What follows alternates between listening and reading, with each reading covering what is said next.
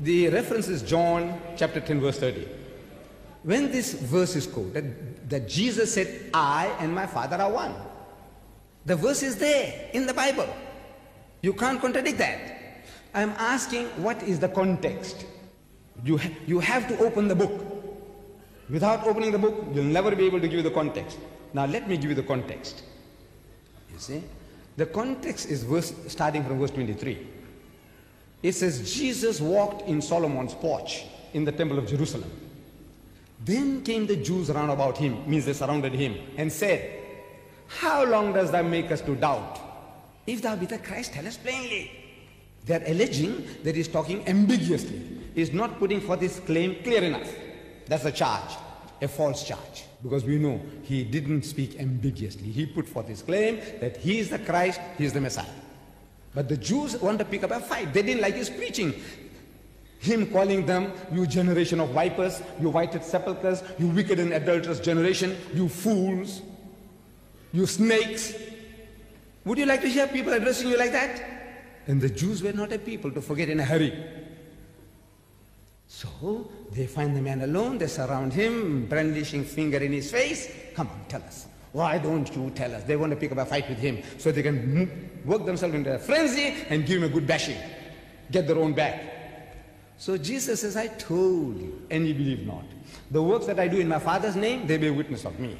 My sheep hear my voice, and I know them and they follow me, and I give unto them eternal life. And they shall never perish. Said, my Father which gave them me is greater than all, and no man is able to pluck them out of my Father's hand. 28, verse 28. Verse 29, neither shall any man pluck them out of my hand. Verse 30, I and my Father are one. In this, to see that once the man has accepted faith, he remains in faith. I as the teacher see to that, as well as God Almighty sees to that. In purpose we are one. But the Jews were looking for trouble. And if you're looking for trouble, you don't have to go very far. You get it around the corner. So they picked up stones again to stone him. So Jesus says, many good works have I showed you from my Father. For which of those works do ye stone me? So they say, for a good work we stone thee not, but for blasphemy, kufar.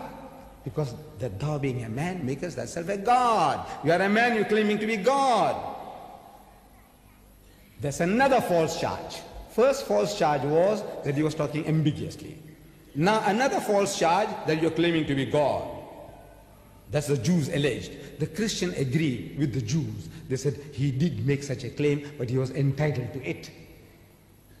Let us hear what Jesus says. The Jews say he blasphemed. The Christians say he did, but it is no blasphemy because he was entitled to. What does Jesus say? He says, is it not written in your law? Verse 31. Verse 32. Is it not written in your law? Law means the Torah. I said, ye are gods. You are gods. If he, God Almighty, called them gods, unto whom the word of God came, I mean the prophets are called gods in our language, man. The prophets. God Almighty speaks to Moses and he says, behold, I have made you a god to Pharaoh, and Aaron thy brother shall be thy prophet. In the book of Psalms, 82nd Psalm, verse 6, it says, ye are gods, and all of you are the children of the Most High. That's the genius of the Jewish language. That when a person is called God, he is not God. Like in 2 Corinthians 4:4, the Bible says, and the devil is the God of this world. Is he God? The devil, shaitan. No. This is your language. This means he's in control, so you say he's God. Moses is God to Pharaoh, and you Jews are all gods. That is the genius of the Jewish language. Now, you can't say, confer divinity on that. He said, is it not written in your law? I said, ye are gods. If he called them gods, and the scripture cannot be broken, means you can't contradict me.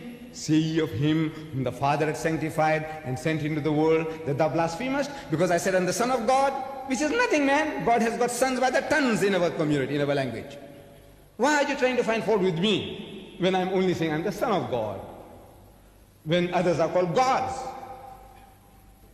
And the Bible says, the Son of Man came, Son of Man again, Son of Man, Jesus, came eating and drinking.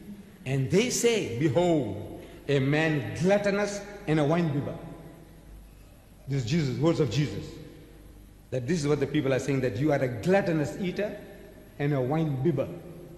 Matthew chapter 11 verse 19 and Luke chapter 7 verse 34. What then makes him God? His birth. He was born without a human father. So he must have a father. So his father is God. The Quran answers that very simply. Inna masala Isa indallahi kamasali Adama. The similitude of the example of Jesus in the sight of God is like that of Adam. Khalaqahu min turabin. He created him from dust. Thumma qala lahu kun fayakun. And he said, be, and he was. So if Jesus is God and the veritable Son of God, because he had no earthly father, then Adam is a greater God, because he had no father and no mother. Simple, basic common sense. Do you stand to reason? If Jesus had no father, that makes him God. Then Adam is a greater God, no father, no mother. But he said, you see, Adam was created from dust, and Jesus was born to a virgin. Hebrews chapter 7, verses 1 and 3. Hebrews chapter 7, verse 1 and 3. For this Melchizedek, king of Salem, Salam, Islam, Salam, priest of the Most High God, priest without father, without mother, without descent, having neither beginning of days nor end of life. Who is that? Is God. The only one who is without beginning and end is God. Without father and mother is God. Who lives eternally is God. But he was a high priest, and Abraham was giving tithes, taxes, religious taxes he was giving to this man, Melchizedek. No father, no mother. Jesus had a mother, no father. So Melchizedek is greater than him. Jesus had a beginning in the stable, and he had an apparent end. This man, no beginning, no end. Who is greater? Who is greater? Melchizedek. I said, why don't you worship him? He deserves to be worshipped as God Almighty, if at all. This man, Jesus, he cries to God. Supposed to be on the cross. Matthew chapter 27, verse 46. He says, Eli, Eli, lama sabachthani, which means, my God, why hast thou forsaken me? Who is he crying to? Himself, putting up an act, dramatizing himself that he's dying now. He says, oh my God, why you let me down? If he is God, how can he let himself down? And again in Mark chapter 15, verse 34, saying, who is he crying to? He is crying to Allah. Eli, Eli, Allah, Allah. Look, I'm asking the Jehovah's Witnesses. They have them among the Christians. You know, they go and harass people, Jehovah's Witnesses. I'm asking them, when Jesus said, Eli, Eli, lama sabachthani, I'm asking, does that sound to you like Jehovah lama sabachthani? He says no. He says no. So I said, listen again. Eli, Eli, lama sabachthani. Does that sound to you like Abba lama sabachthani? Abba means father in Hebrew. No. Listen. Eli, Eli, lama sabachthani in Hebrew. Allah, Allah, lama taraktani in Arabic. Sound similar? Yes. Then in the book of Revelation, chapter 19, you read about John the disciple. He saw a vision, and in the vision he heard the angels in heaven singing, Allelujah, Allelujah, Allelujah, Allelujah. And when the Christian goes into ecstasy in my country, they shout, Allelujah, Allelujah. I'm asking, what is Allelujah? Hip hip hooray, hip hip hooray. No, no. What is Allelujah? Ya is a vocative and exclamation in Arabic and Hebrew. We begin with an exclamation. Ya akhi, oh my brother. Ya ummi, oh my mother. Ya Allah, oh Allah. The Westerner, he ends with an exclamation. He says, stop, S-U-P, stop, exclamation mark. He says, fire, F-I-R-E, fire, exclamation mark. That's the Westerner. That's his system, the genius of his language. So Allelujah is Ya Allahu, Ya Allahu, Ya Allahu, Ya Allahu. Oh Allah, you are the only being who deserves worship and praise. Oh Allah, He is Allah. Huwallahu alladhi la ilaha illahu. He is Allah besides whom there is no other God. Al-Malik, the King. Al-Quddus, the Holy One. As-Salam, the source of peace and perfection. He is God. There is not a single unequivocal statement in any version of the Bible where Jesus says, I'm God, or where He says, worship me. There is not a single explicit statement, unequivocal statement, a plain, simple statement. There isn't. If there is, we Muslims would have no hesitation in accepting it. Simply because we know that Jesus Christ, as one of the mightiest messengers of God, he would never lie. The questions being asked, either he was a liar, generally the Christians, he must be a liar or a lunatic or God. Why should you make such propositions? Why cannot the man be a mighty messenger of God? Why should he be a liar or a lunatic? Again and again in Christian literature, evangelists, they say either he is a liar or an impostor. Is the opposite of liar impostor? What is it? God is the opposite of God, impostor? Is the opposite of God lunatic? No. What is the antonym for God? Is there?